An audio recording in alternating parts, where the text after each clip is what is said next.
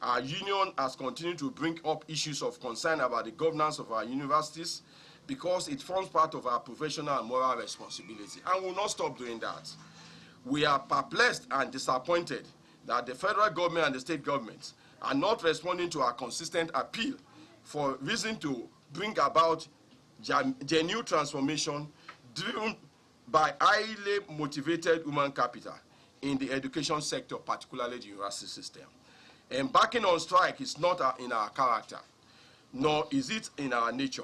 However, our union should not be pushed to the wall. Our union will not shy away from its responsibility if that entails even going on strike. But like we say, we go on strike as a last resort. We are in a position now where the government is not doing the needful, where we are being provoked to go on strike. And we want to appeal to you, members of the press. We want to appeal to fellow Nigerians. We want to appeal to all stakeholders in the educational system and this Nigerian enterprise to appeal and prevail on the Nigerian government to do the needful and don't force us to go on strike. Because if we are forced to go on strike this time, it will be the mother of all strike. Thank you very much. Solidarity forever. Solidarity forever. Solidarity forever. Solidarity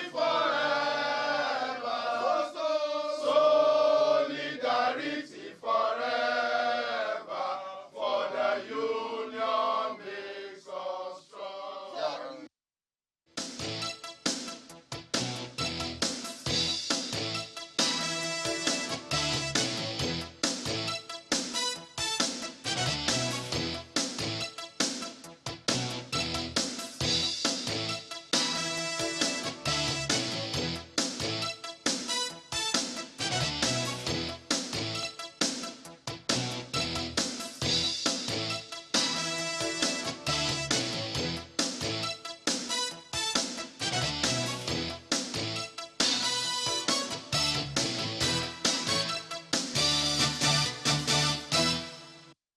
Well, yes, Professor Emmanuel Osodeke joins us. He's the president of the Academic Staff Union of Universities, ASUU, to shed some light on the current development. Good morning. Thank you for joining us on the program today.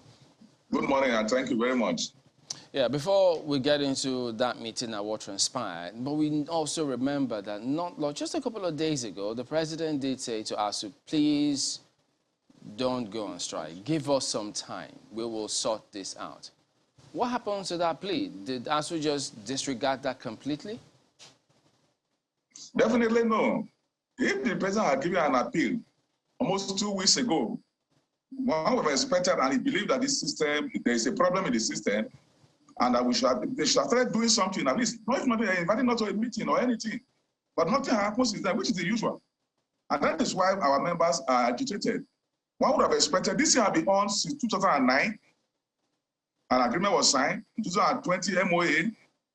I will call off a strike. Until now, nothing significant has happened. So one would expect that if you have given such a plea and handed over this responsibility to 3 of your ministers and the chief of staff, that by now would have begun to see some action that indicate that the plea is not just one of the things we've been seeing in the past, and nothing happened. One would have expected that by now there will be some action on some of the issues. Let me give you an example. The issue of decisional panel that started a year ago, the report is not out. I think we should have seen some action that indicate that that plea is really genuine. Did ASUU, but NENEC or ASUU generally, did they give a timeline, an expiration to that plea, saying, well, yes, you might have appealed to us to hold on, but if by 1 week or 2 weeks we don't see anything, we will just go ahead with business as usual? Is that what happened? The plea you are talking about is in the papers. We would expect that they would have reached to us. The one used on the press, plea, they should have reached out to us. Is it difficult to reach out to us? Is it difficult for a minister to reach out to us? Is it difficult for the chief of staff to reach out to us? Is it difficult for the secretary of fragment to reach out to us? What we are seeing in the newspapers and radio, nobody has reached out to us since then. We show that it's just one of those pleas you see in the system, Nigerian system. And besides, this our mobilization started even before those pleas.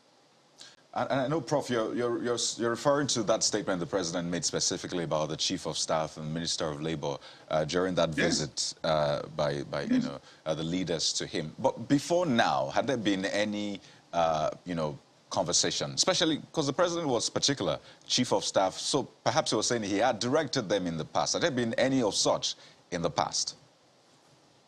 The cause of this our struggle since 2020 and now 2017 and now, we have met with virtually all of them. We met with the president in 2020. In May, we met with the president. I also give the directive to them, to the minister, We met with the Senate president in 2020. I promised to intercede. We met with the Speaker of the House of Representatives in 2021. He promised they did everything. We have met with the Minister of Labor so many times. We have met with the Minister of Education. So what else do you want us to do? If we have met all these strata, and then in November last year, we're going to take action, and the group, the NIREC, Nigerian Territorial Council, interceded, and we gave them that honor because this is the leadership of the two major religious groups in Nigeria, and we give them the honor. And to thank them, to also show they have done well, we'll have two meetings with them, which means they are interested. But those they are interceding with have done nothing. Well, in the president's words, Prof, he said that several payments have been made over the last 6 months, addressing several issues raised. Should we allow this?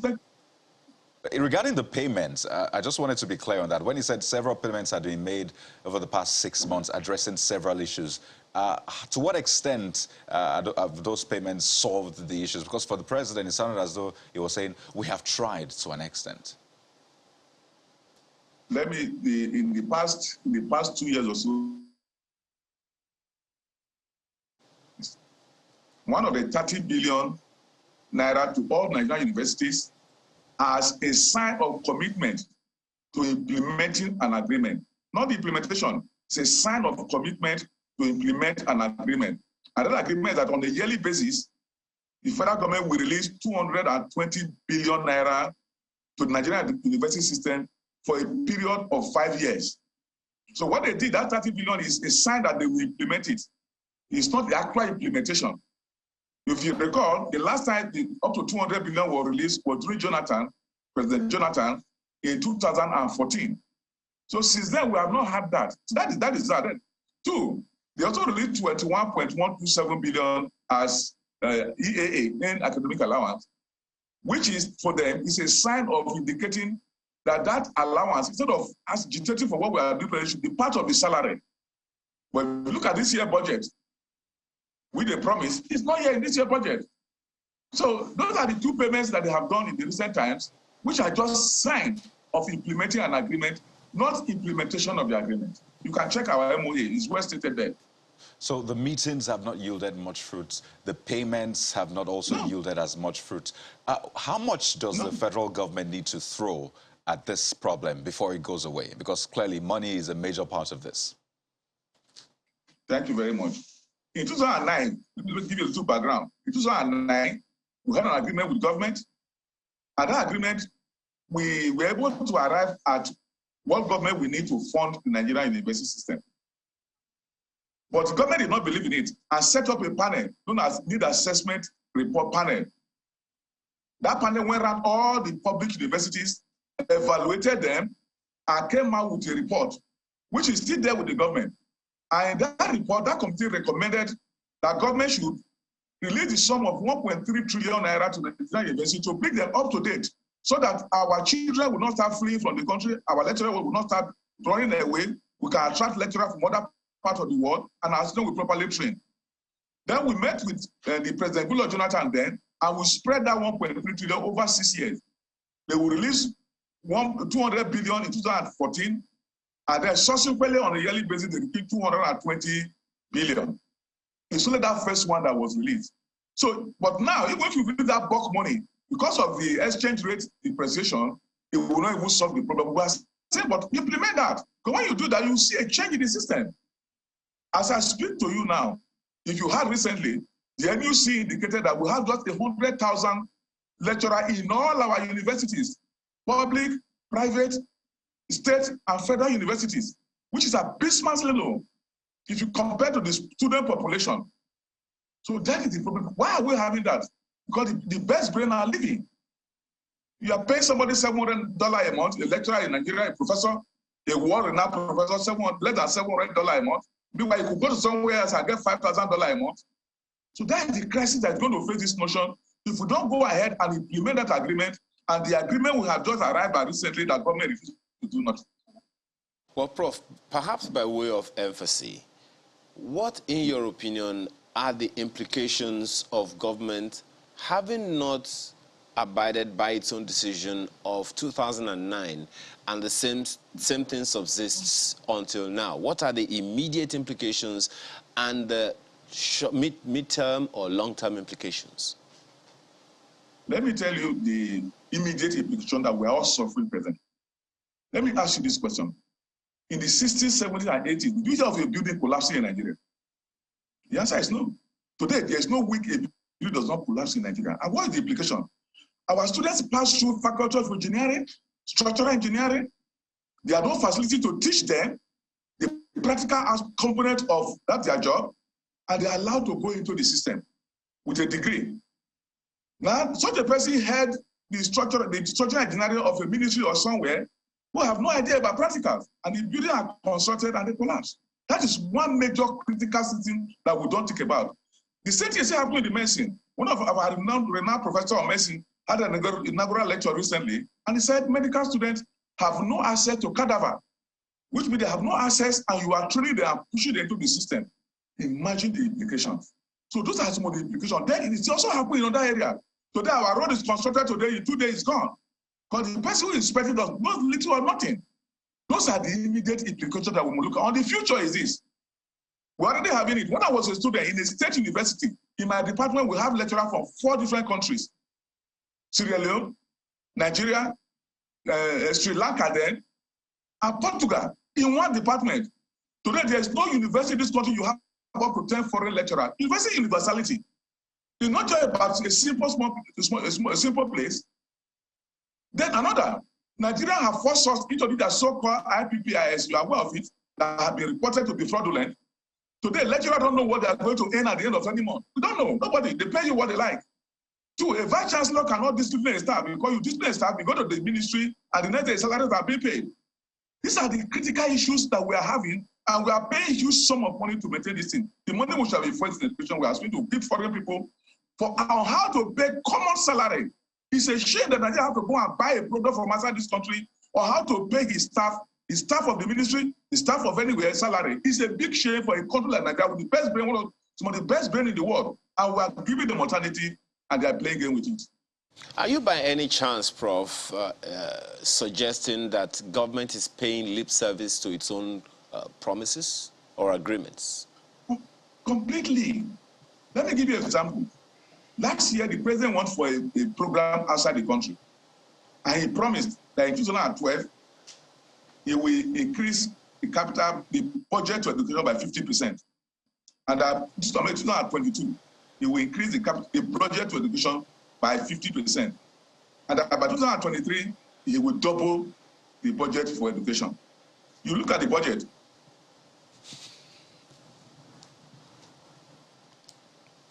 I think it's the budget of this year increased by just 1%. It decreased. So if we are having such a promise at the international level, and we come back home and we don't implement it. And that's why we don't trust whatever they tell us. If you don't fund your education, what test do you want? That's our crisis. So, Prof, what do we then make of the comments that came through from government, things late in December, when the Minister of Labour said that the FG had paid 30 billion naira revitalization fund and 22.5 billion earned academic allowance? How do we situate that comment? You know, I think I have told you this earlier in this program that 30 billion is a sign of government commitment to implement the agreement of 1.3 trillion at the rate of 220 billion per annum. It's a sign of commitment. It's not the implementation. The 21 billion is a sign that they have mainstreamed our earned academic allowance into the salary structure, so that we don't have to be talking about it. I get my normal salary is paid along with it. about this year budget. That's what we're asking. Why do you then say it's lip service if they've given that sign? Structure. I'm sorry, did you hear the question? Yes. You know, when you say that, yes, they've mainstreamed it, and that's a sign, how do you then say it's lip service in the same breath?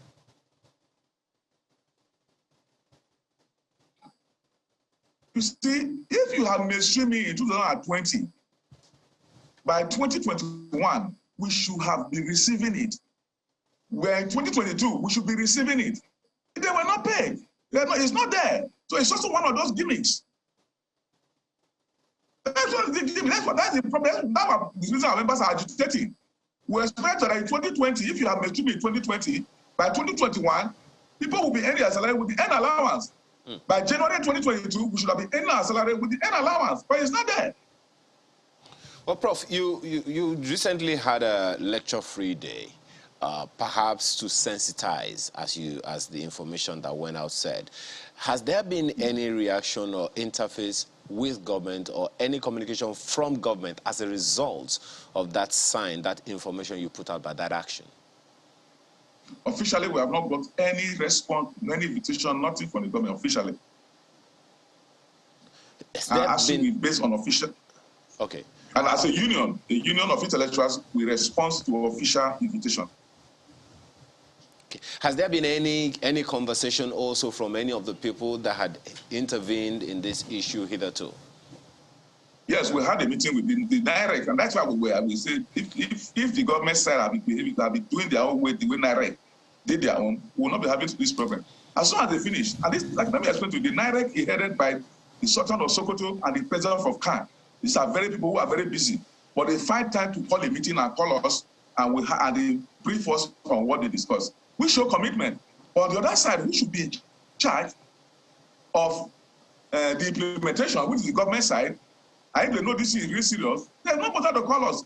But the interreligious group, with the Sultan coming from Sokoto and the President of Khan coming from Lagos, or they will come to Abuja and discuss with us what they discuss with the president. But on the government side, not a single, which we showed the degree of commitment. Why the NIREC is committed to solve the problem, those that were directed to go and solve this problem are not interested. So, even with the agitation from the universities. Okay, so hypothetically speaking now, if the Interreligious Council intervenes again, will that shelve this planned or incoming strike? The NIREC is an intervening body, not implementing. I know if they are the one implementing, we won't have problem. But the implementing body is this government team. So no matter the intervention by NIREC, they are met with the highest person, the president, who has directed a group to solve the problem immediately. And that group is doing nothing. So what will NIREC do? You should go back to the president again? So that's the tragedy of the system.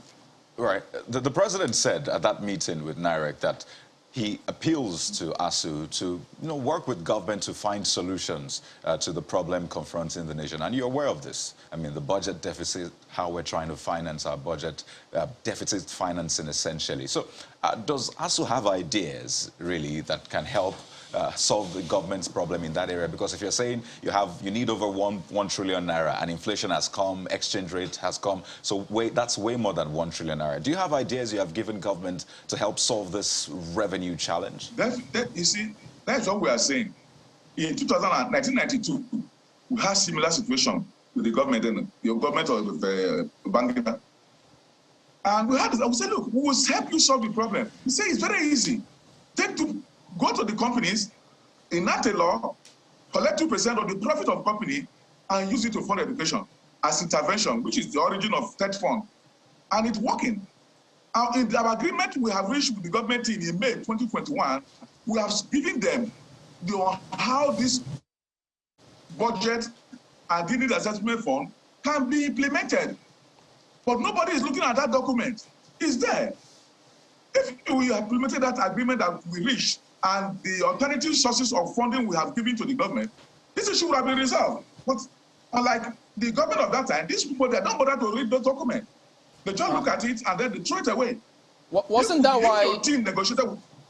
Wasn't that why they set up TED Fund, based on the document? That was 1992. 1992. We are in 2022, and we are suggested TED Fund is just an intervention, but we are looking at mainstream funding of education. Do you agree with those who say, look, if governments for years now have not been able to live up to this, the promises, several MOUs, several agreements, they say that government is broke, and as such, they cannot meet this. Does ASUU buy that? Definitely no. It is setting a priority. Any day the Nigerian government, whether at the state or federal, make education their priority, we will not have this problem. When you look at the countries doing well educationally in the world, they give between 16 and 26% of their budget to education because it's number one. Whether you are a doctor, you are a soldier, you are a journalist, whatever, you must go through the educational system. Therefore, it's number one source of funding. But today, what do you have? We are giving 6% to education. When Obasanjo was the prime minister of the Western region, he was giving between almost 30% to education. And if you saw the effect. So when you have a government that don't take education seriously, you have this problem. You know why we are having this problem? And until you solve this problem, it will not change. All those who control our funding, all those who manage the fund, have their children outside Nigerian university system. All of them, whether it's the minister, a governor, or whatever, have all their children outside. You see them when they go to their convocation, hanging around their children and laughing. So they have all their children outside. If they have their children in the Nigerian university system, they will fund the system. And that's why they don't put it their priority. Whether it's at the primary, secondary, and universities. They send their children abroad with our money. And they allow the children of the ordinary Nigerians to suffer in the university without getting good education. So that when their children come back from outside, they get the juicy jobs, NNPC, Central Bank. So that is the problem.